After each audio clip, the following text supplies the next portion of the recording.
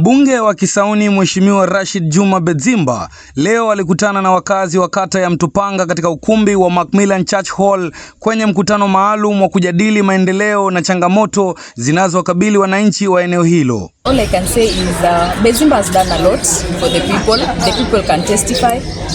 I don't have much to say, but Bedzimba 2027. Mkutano huo ulihudhuriwa na wakazi wengi wa Mtopanga ambapo ulilenga kuimarisha mawasiliano kati ya viongozi na wananchi. Natokea Mtopanga wa Duko. Bedzimba amefanya mambo mengi ambayo yanaonekana maendeleo kideo, kama ni shule amejenga, barabara amejenga, kama ni basari ametoa.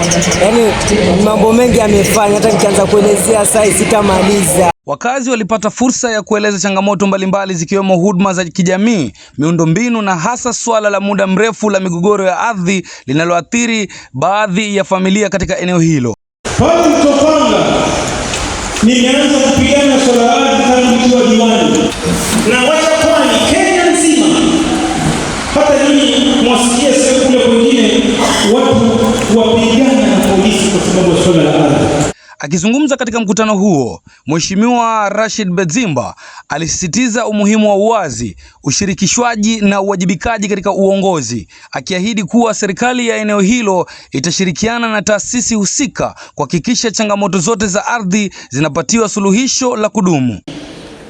Na encourage aidha jenda wake ama waume, watoto wetu njooni msomee ujuzi. Saa hizi serikali mara nyingi ikiwa wanataka kupeana kazi wanasema gender balance, gender balance.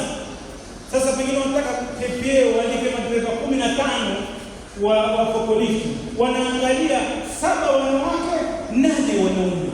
Aidha, alitoa msisitizo kuwa hakuna mkazi wa Mtopanga atakayebaki bila kutambuliwa kisheria, akiahidi kuwa swala la squatters litapatiwa ufumbuzi wa haki na wa kudumu ili kuhakikisha kila mwananchi anaishi kwa amani na uhakika wa umiliki wa ardhi.